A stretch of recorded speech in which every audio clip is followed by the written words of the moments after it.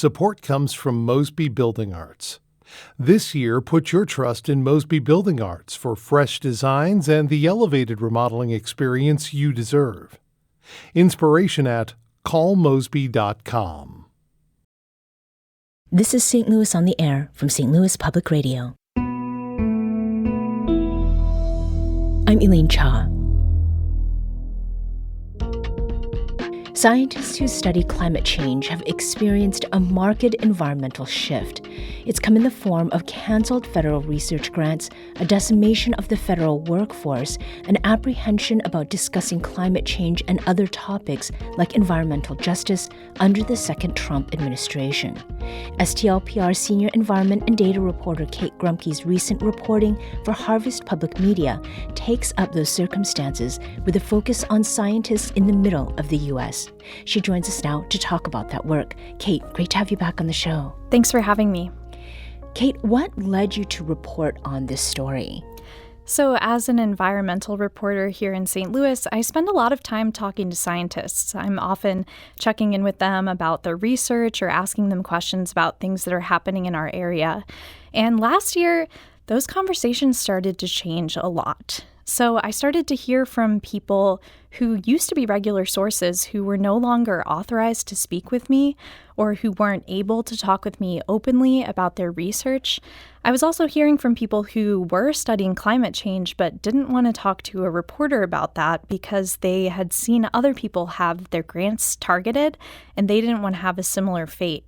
And so I kind of started to realize there was a bigger pattern going on, and this was something that the public needed to understand. And so that's really where the idea to make this into an article came from. Mm-hmm. What kinds of scientific and environmental research have particular relevance to the middle of the country? I mean, this is where we're sitting, right? Yeah, so I talked to a few different people who were doing research about water quality and had their grants canceled. One was about Mississippi River water quality. Another was about heartland reservoirs. And then I also talked to people who help us understand how the climate is changing in the middle of the country. So that was another big category of people, climate scientists who are looking at the research and helping us understand what's different about kind of the flavor of climate change here in the Midwest. Mm-hmm. For this recent feature that you've done, you talked with Rebecca North, a Mizzou Limnology Lab director, and the work that she is doing, running a series of water quality tests in central Missouri, has been funded by a private homeowners association. Why would a group like that be willing to pay a scientist? Yeah, so in this case, the lake that she was testing has had some issues with water quality, and it's a lake that people like to spend time in. It's a recreational lake, and so they wanted her to come in and help them understand what can we do to improve the water quality in our lake. And the thing about Rebecca is she studies lakes all over the state, and that used to be funded from the EPA. And in the last year, she's found out that that funding is going to stop. So she used to test 65 lakes around the state as part of that, and she'll do a little bit more of that testing before the money runs out. But in this case, it's a private homeowners association that was paying her, and she said that that was a first in her career. And she also said it's the first time that she's had to put a donate button on her website. So she's trying to raise money herself now to do this testing at lakes around Missouri. Mm-hmm. And that is something that I heard from a lot of scientists, that they're looking for other options as they've faced these cuts in the last year. They're looking to private organizations, to foundations, or in this case, to private funding. Mm-hmm. Now, Harvest Public Media requested comment from the White House, and the spokesman, Kush Desai's response was, quote, "The United States is home to the largest public-private ecosystem of innovation in the world, and the American government is the largest funder of scientific research." So I've a couple of questions that are related to this, Kate. A private HOA group contracted Rebecca North, a scientist, to do that water quality test, and foundation funding was secured by the Water Resources Center at University of Minnesota, which is someone else that you spoke with there. Doesn't that stand as a piece of evidence that scientific work can survive without federal funds? So everyone that I talked to said that although foundation funding or private funding had come in some small way, it would not come close to covering the gap that had been left by the federal government in the last year. So the foundation funding with Bonnie Keeler in Minnesota, that's actually related to the National Nature Assessment. So this was a Biden-era administration initiative to get an idea of biodiversity in the U.S., much like we used to do the National Climate Assessment, another project that's been put on ice in the last year. And so that National Nature Assessment is going to go forward with foundation funding. But again, Bonnie told me herself that this is not something that the federal government leaving behind is going to be totally be able to be picked up by foundations. They're just hugely different in size. Is there anyone or anything else that is stepping in to fill the gaps in funding? One really interesting organization that I spoke with for this story, Climate Central, they've come in to do a few different things that the federal government stopped doing in the last year. So they are now publishing a $1 billion disaster database. And as a St. Louisan, I was especially interested in that this year because we had a $1 billion disaster here with the tornado. And so what they found was 2025 had the third most $1 billion disasters on record. That used to be an announcement that we would hear from the federal government. It was housed at the federal government level, and now it's a private organization that's taken it on. And they've also done similarly, they're taking on these monthly climate briefings that NOAA used to do. Now, the federal government, in that case, they're still collecting this data. They're just not sharing it with everyone. They're not talking about it publicly. And again, Climate Central, I spoke with their vice president of science, Christina Dahl, and she told me that there's just no way that we are going to be able to fill all of these gaps. And to put a finer point on this, Kate, is funding the only factor to consider when it comes to federal level support for scientific research, for scientific information? There are definitely other really big ways that I kept hearing the same thing from the scientists and realized that it was a trend. So one big one is that there are more than 300,000 fewer federal workers from last year. So people were either laid off, they left early, or they retired.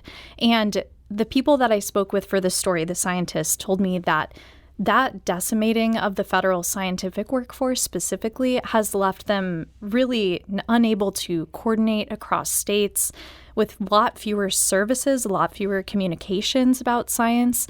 And then they also told me that is affecting the careers for people. So there are fewer jobs to be had, and there are more people competing for those jobs.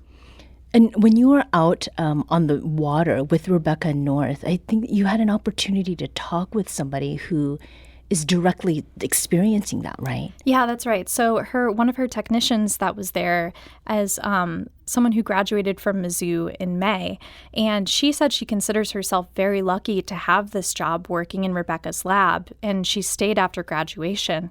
But she said that many people that she graduated with have not had that same luck. They either have taken a gap year, haven't been able to find a job. She said some have looked abroad to work elsewhere as scientists, not in the United States. And Rebecca North told me that she's had 5 students stay on in her lab after graduation this year, which is not typical. And North is somewhat ironic in that she is Canadian, from what I understand. Yes. And some of the brain drain is actually now going in that direction. People are being they're being appealed to go up north. Yeah, so Rebecca told me she came on an H-1B visa, and she is Canadian, and she said she doesn't think that in today's climate she would be given that same opportunity to come here and do science for us in Missouri or in the United States. We're talking today with Kate Grumke. She is STLPR's Senior Environment and Data Reporter, and her recent reporting takes up some of the cuts that have been experienced by scientists, particularly in the middle of the country, since the second Trump administration. I want to get back to the funding question. When scientists you spoke with were talking about loss of federal funding, what is it that they told you about notices they received, about those cancellations? What was in those notices and what was missing? Yeah, so in most cases, they told me that they received emails with letters that said that the work they were doing no longer effectuates the priorities of the administration. And the scientists I spoke with across the board said that they felt that there was really no warning about this. They had no way to meaningfully wind down the work that they were doing. And they also felt that there really wasn't much explanation in those notices about why their specific grant had been cut. There was one grant that I saw that was cut that they did say that it was because they were basically trying to move away from diversity, equity, and inclusion. So that one had some specifics, but many of the letters were really just kind of form letters, similar language, and the scientists said they weren't really sure exactly why that had happened to them. Mm-hmm. How much of that has affected, this feeling of apprehension among scientists to discuss, specific subjects like climate change or environmental justice? Yeah, I think it's huge because the scientists really feel like they can't do their work if they're being targeted for specific subjects. And even if the grant has not been directly cut, they're worried about other grants they have.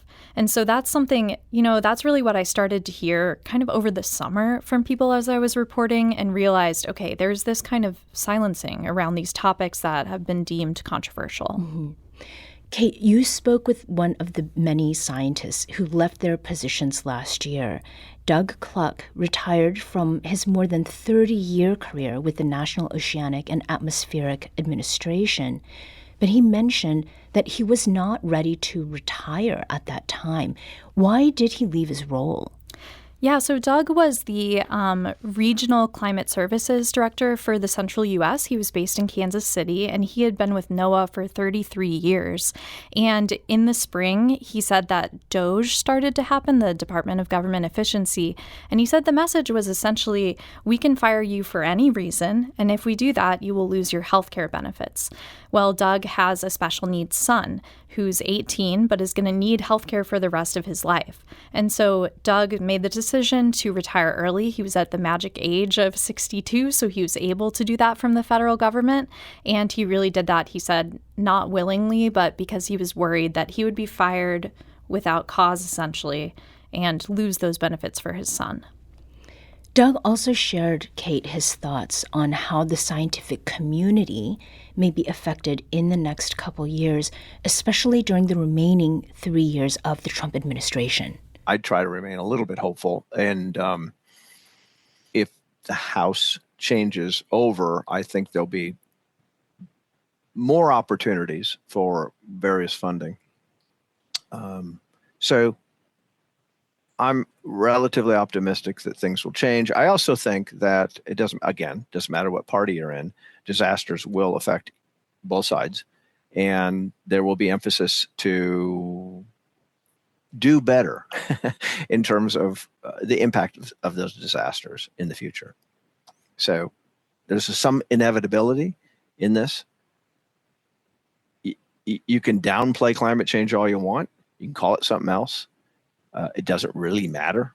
Again, climate has its own way of behaving, and we're all going to be affected by it, whether we like it or not.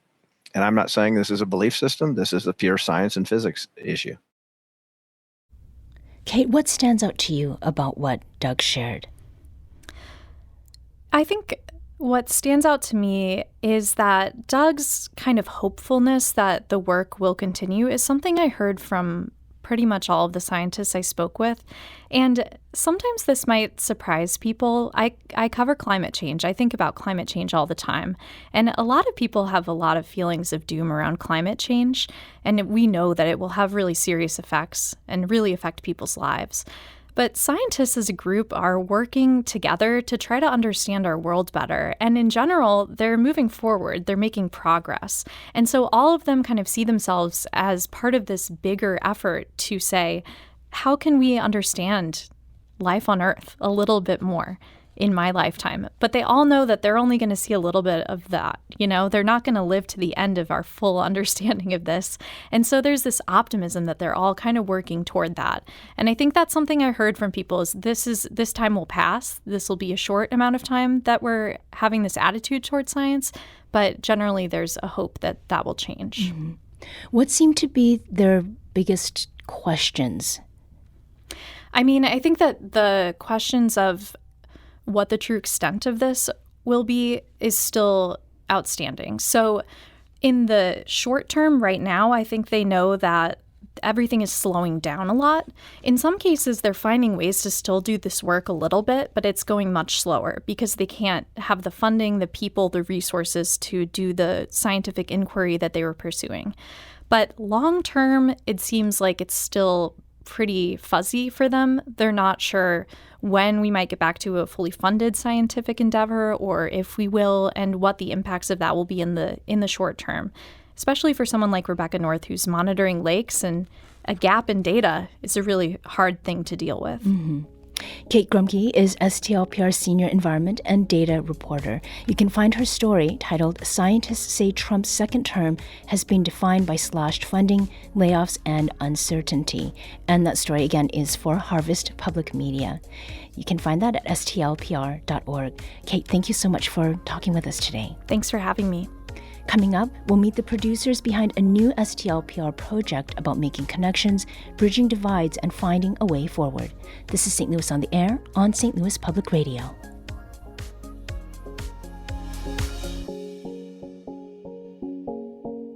This episode was produced by Emily Woodbury and by Elaine Shaw. Audio engineering and podcast design by Aaron Dorr. Our executive producer is Alex Hoyer. St. Louis on the Air is a production of St. Louis Public Radio. Understanding starts here. Do you find yourself regularly listening to episodes of St. Louis on the Air? Suggest us to a friend you think might enjoy our conversations. And leave us a review and rating on Apple Podcasts on the App Store. It's the simplest way to help people discover our show. Thanks. St. Louis Public Radio is a member-supported service of the University of Missouri St. Louis.